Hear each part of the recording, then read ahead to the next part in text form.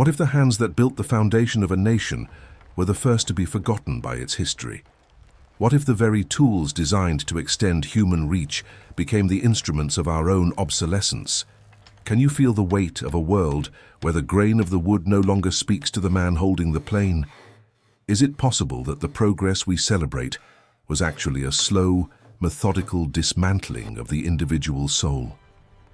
Do you truly believe that the towering cities of the American Northeast rose from the earth through the magic of industry alone? Or was it the sweat of men who saw their mastery turn into a repetitive ghost of their former self? You step into the workshop of 1840, and the first thing that strikes you is not the light, but the density of the air. It is a thick, amber-colored haze composed of microscopic particles of white oak and eastern white pine, suspended in the stagnant heat of a Massachusetts summer. The smell is overwhelming, a sharp, acidic tang of fresh sap clashing with the heavy, metallic odor of iron tools being ground against stone. You are not just a visitor here. You are an observer of a dying language. To your left, a master carpenter runs his calloused thumb along the edge of a chisel. He doesn't look at the blade. He feels the microscopic serrations that tell him if the steel is ready to bite. This was once a world of absolute autonomy, where a man's reputation was etched into the joinery of a staircase or the pitch of a roof. But look closer at the shadows stretching across the floor. The rhythm has changed. The slow, deliberate stroke of the handsaw is being replaced by a frantic mechanical pulse echoing from the factory down the river. You see the tension in his shoulders, a rigid tightness that comes from knowing that the chair he spends 3 days perfecting can now be mimicked by a steam-powered lathe in 3 hours. The floorboards beneath your boots vibrate with a distant subterranean thrum. It is the sound of the future arriving, and it sounds like a heartbeat made of gears. The light filtering through the grime-streaked windows is dim, casting long, distorted shapes of timber across the workbench. You reach out and touch a slab of raw timber. It is cold, rough, and stubbornly resistant. To shape this requires more than strength. It requires a structural understanding of how a tree lived before it was felled. But the Industrial Revolution does not care how the tree lived. It only cares how quickly it can be transformed into a commodity. You notice the dust settling in the deep creases of the carpenter's face, turning his skin into a map of grey earth. Every breath he takes is a trade-off, a lungful of fine wood flour for the privilege of a day's wage. The silence of the old apprenticeship is gone, replaced by the clatter of progress that demands more, faster, cheaper. You observe the transition from creator to operator. The man who once envisioned the entire structure now finds himself responsible only for a single, repetitive notch. The holistic knowledge of the craft is being fragmented, broken down into tiny, manageable tasks that any unskilled hand can perform. This is the structural rupture of the American dream. The stability of a lifetime's expertise is being eroded by the sheer efficiency of the machine. The wood feels different now. It is no longer a partner in a dance of creation, but a raw material to be conquered. The atmosphere is heavy with the realization that the world is moving away from the touch of the hand and toward the cold precision of the piston. You watch as he sets down his mallet, his fingers trembling slightly from the onset of a fatigue that rest cannot heal. It is a weariness of the spirit, a sense that the very air he breathes is becoming hostile to his existence. The wood shavings underfoot are no longer curled ribbons of pride, but debris to be swept away.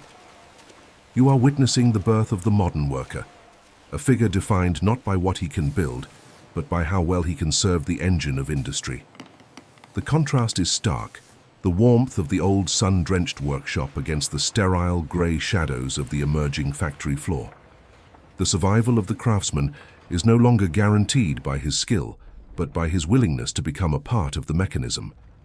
The transformation is physical, emotional, and irreversible. As you stand in this space, suspended between the age of the artisan and the age of the machine, you begin to understand that the cost of the things we own is often paid in the currency of human identity.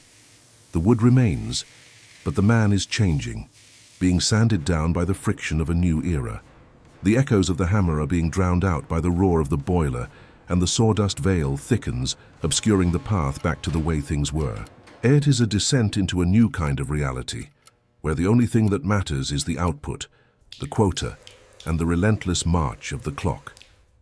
This is the world that built the modern age, a world constructed on the backs of those who saw their own hands become strangers to them. Before we descend further into the mechanical heart of this transformation, where the physical risk becomes as sharp as a circular saw, take a moment to acknowledge the gravity of what is being lost in this cloud of dust.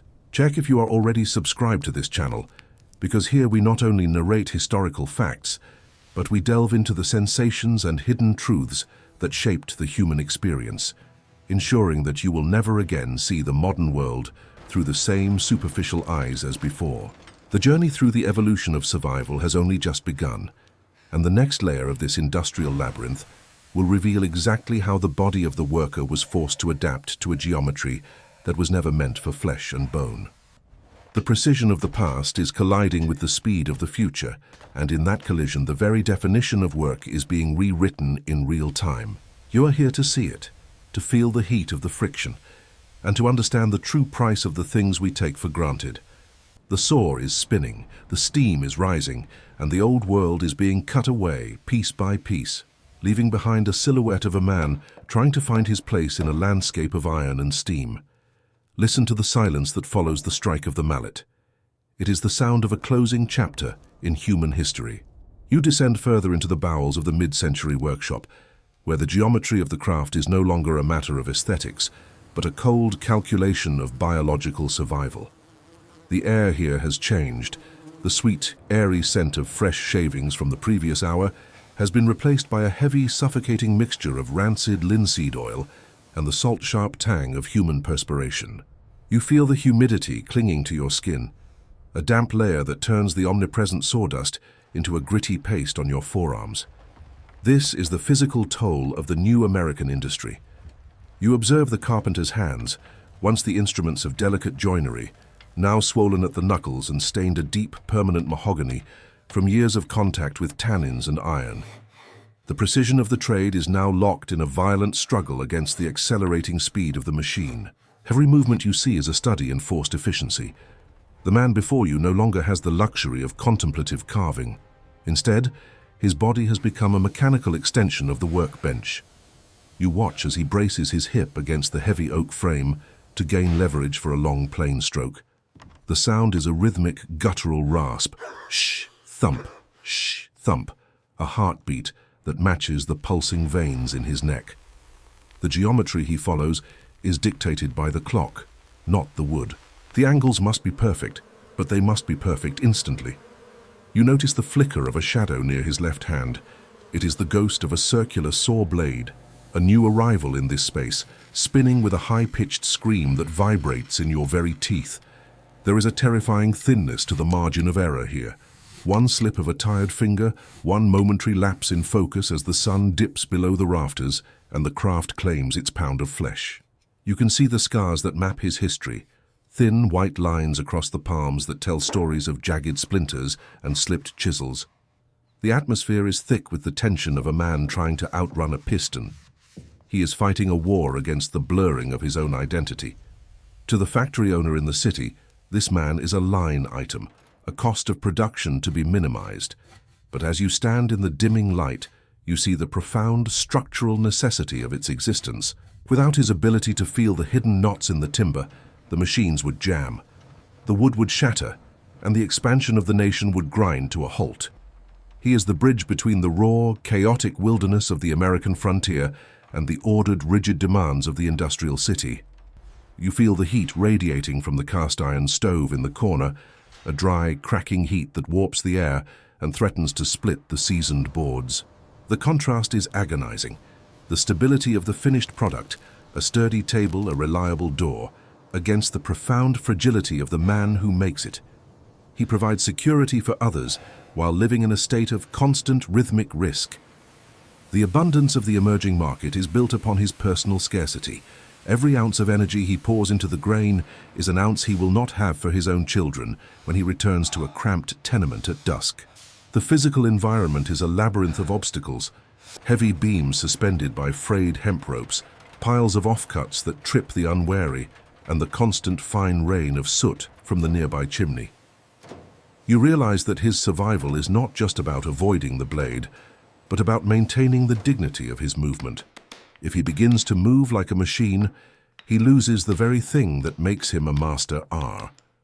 If he moves too slowly, he ceases to be a worker. It is a precarious, exhausting dance on the edge of a razor. The smell of pine, usually so evocative of the great outdoors, now feels like a cage, a reminder of the forests being leveled to feed this insatiable mechanical hunger. You see him pause for a second, wiping the stinging salt from his eyes with a rag that is more grease than fabric. In that brief moment of stillness, the silence of the shop feels like a weight. It is the silence of 1,000 unspoken fears. He knows that his son will likely never learn the secrets of the grain. The boy will simply pull a lever until his spirit breaks. The transition is not just technological. It is a fundamental restructuring of the human soul's relationship to effort. You are not just watching a man work. You are watching the grinding down of an entire way of being. The wood shavings that cover his boots are the discarded remnants of a slower world. You feel a sudden, sharp pang of recognition.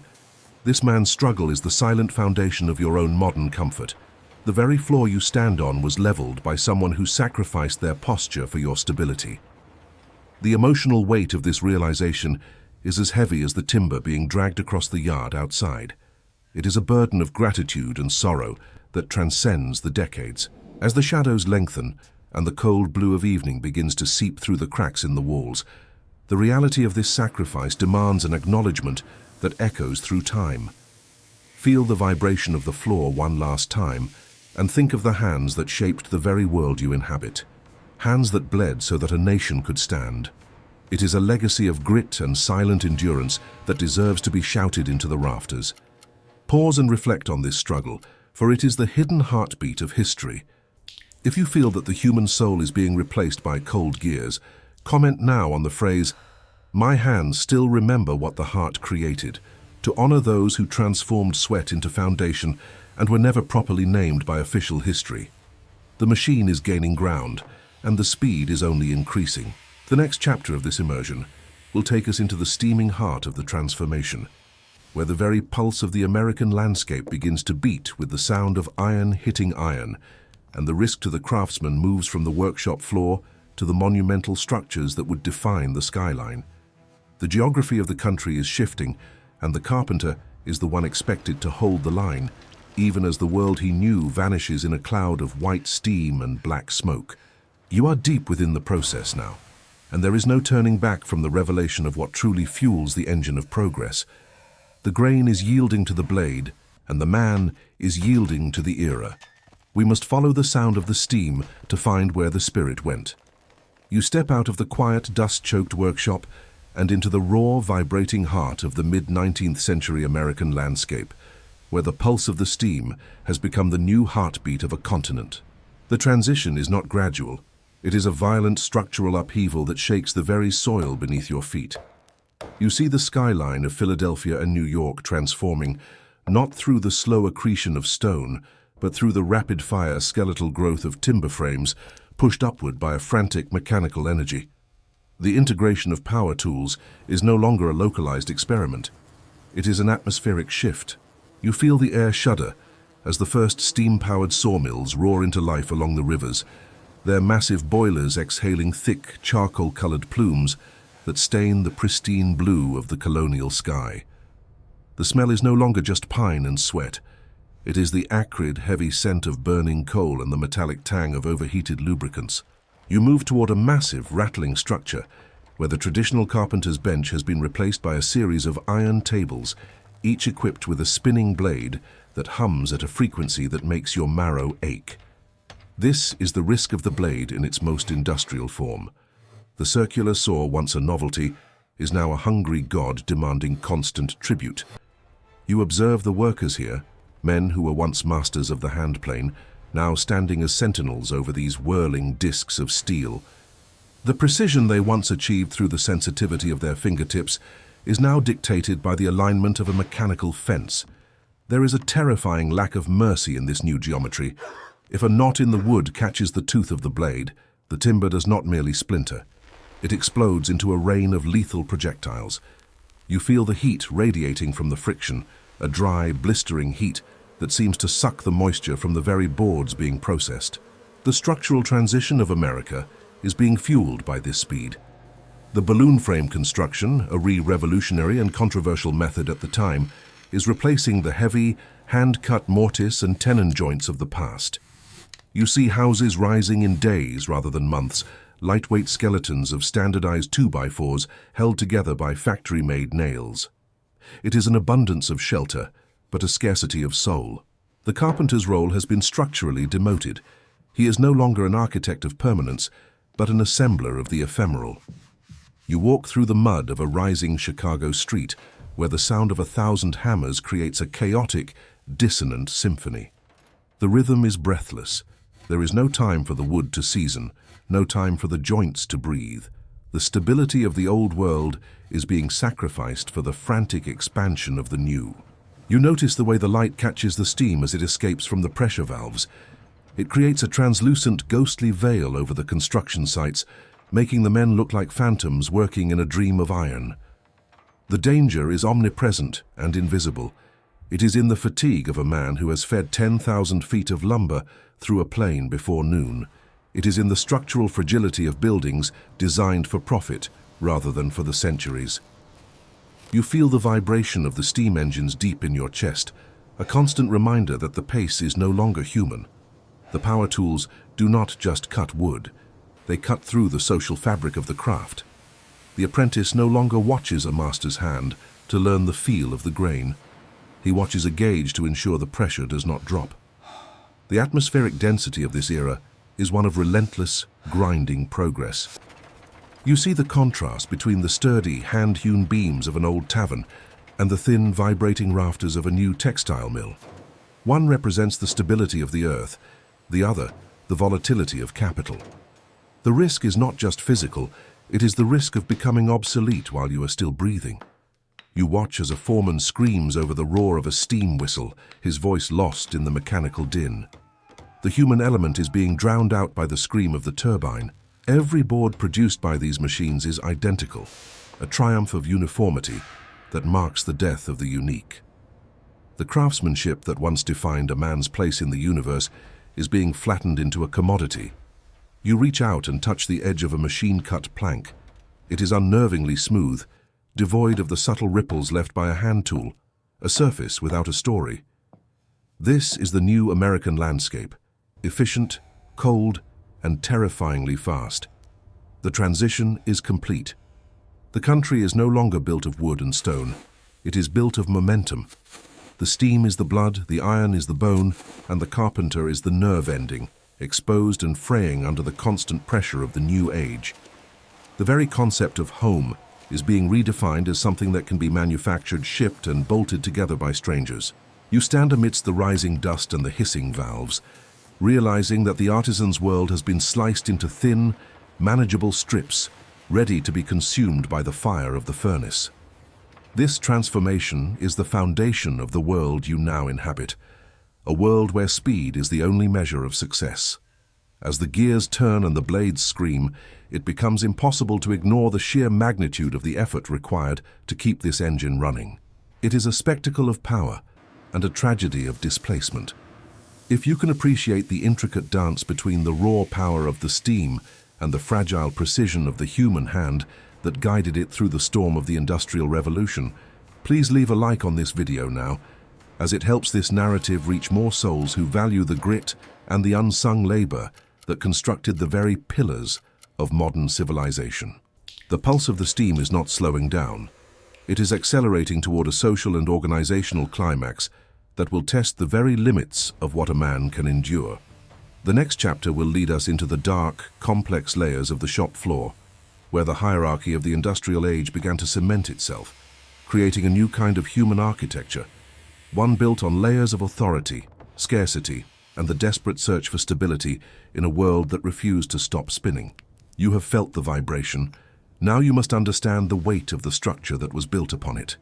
The steam is rising, and the shadows of the factory are growing longer. You penetrate the deepest social strata of the industrial wood processing plant.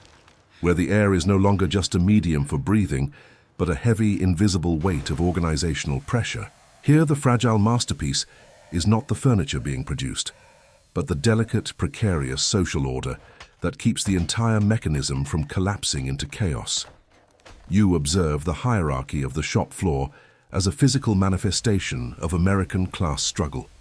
At the top of the internal ladder, the head joiner stands on a raised platform, his eyes scanning the floor with the cold detachment of a surveyor.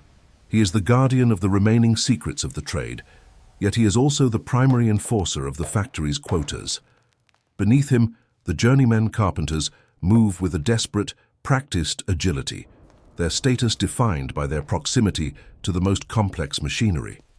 You see the apprentices, children of immigrants from Ireland and Germany, their faces smudged with a mixture of coal soot and pine resin, performing the invisible labor of clearing the offcuts. The atmosphere is thick with a different kind of tension now, a social friction that generates more heat than any steam-driven blade. You feel the constant push and pull between the promise of industrial stability and the reality of pervasive scarcity. To the outside world, this factory is a beacon of progress, a source of affordable housing and mass-produced comfort. But as you stand in the shadows of the drying racks, you feel the fragility of this abundance. The stability of the worker's life is a mirage. If the price of timber rises in the south, or if a new railroad line bypasses the town, the entire hierarchy dissolves in a single afternoon of layoffs. You notice the way the men communicate. It is a language of nods, sharp gestures, and the occasional shouted warning over the roar of the gliders. There is no room for the fraternal storytelling of the old guilds. The organizational layer has stripped away the human narrative, replacing it with the cold linear logic of the assembly line. You walk past the sharpening station, where the smell of grinding stones and sparks creates a localized zone of intense heat. Here, the contrast between the master and the worker is most visible. The man who knows how to temper the steel holds a power that the machine cannot replicate, yet he is forced to use that power to accelerate his own replacement. It is a structural paradox that you can feel in the vibration of the floorboards. The fragility of the work is mirrored in the fragility of the body. You see a man favoring his right side, his posture warped by a decade of feeding the same 10-inch boards into a ripping saw. The scarcity of rest is etched into the deep, dark hollows beneath his eyes. He is a part of a monumental achievement, the building of a continental empire, but he is also a disposable component of that very empire. The light in this section of the mill is harsh and flickering, cast by early gas lamps that hiss with a rhythmic serpentine sound. It creates long, distorted shadows that dance across the stacks of seasoned lumber, making the wood look like the ribs of a giant, ancient beast. You realize that the hierarchy is not just about who gives the orders, but about who bears the greatest risk. The boys at the bottom of the ladder are the ones who crawl beneath the humming drive belts to clear jams, their small frames inches away from being crushed by the iron pulleys. The security of the owner's mansion on the hill is built directly upon the insecurity of these children's lives. You feel the density of the silence that falls during the 10-minute lunch break, a silence so heavy it seems to push the oxygen out of the room. The men sit on piles of sawdust, eating cold bread with hands that never truly stop shaking from the vibration of the saws. There is an unspoken understanding that they are all part of a masterpiece of organization, a system so complex and efficient that it has no need for their individual names. The abundance of the product is the direct result of the scarcity of their time. Every chair, every window frame, and every floorboard produced here is a testament to a structural sacrifice. The organization of the shop floor is a mirror of the new American society, tiered, relentless, and unforgiving. You see the friction between the older craftsmen who still remember the smell of a forest and the younger workers who only know the smell of the machine. It is a generational rupture that feels as sharp as a fresh cut in oak. The stability of the trade has been traded for the speed of the market, and the cost of that trade is being paid in the currency of human dignity. As you observe this intricate social machinery, you begin to see that the real masterpiece being manufactured is the modern consumer world, a world where the worker is hidden behind the finish of the product. The fragility of this system is its greatest secret.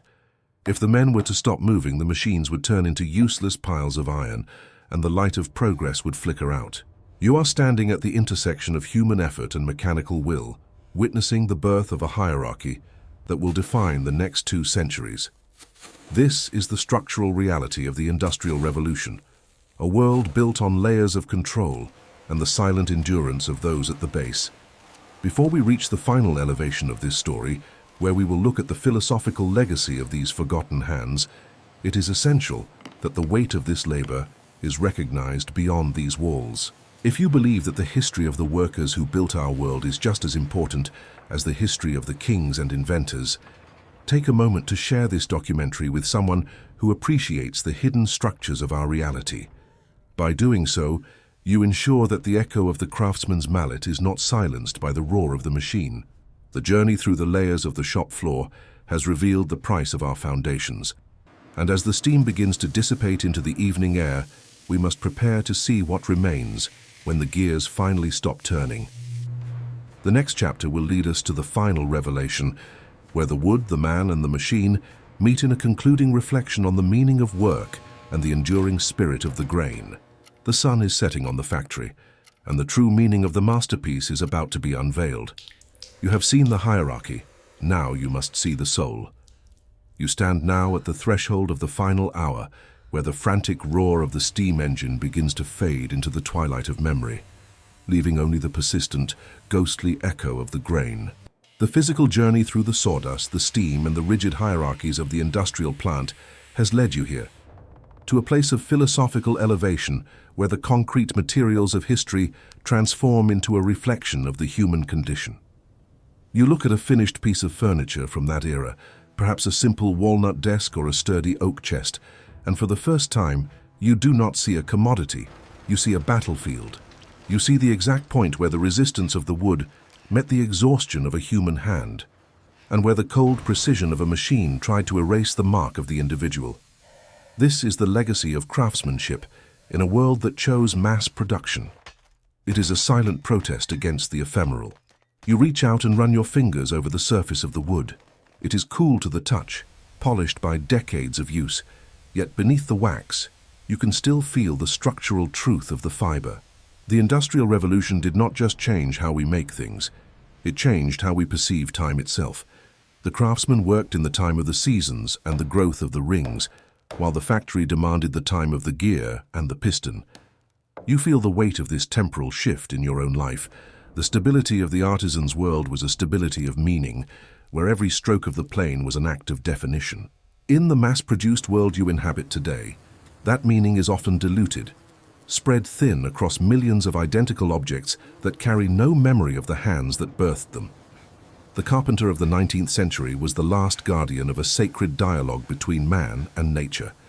As you stand in the quiet of a modern room, surrounded by the descendants of those early industrial machines, you realize that the struggle you witnessed was not just about survival, but about the preservation of the soul's reflection in the material world. The contrast is now absolute. On one side, the abundance of the modern age where everything is replaceable and nothing is unique. On the other, the scarcity of the artisan's era, where everything was hard-won but possessed a density of existence that could last for centuries. You see the fragility of our own progress, built on a foundation of disposability, and you feel a sudden, sharp longing for the grit and the sawdust you left behind.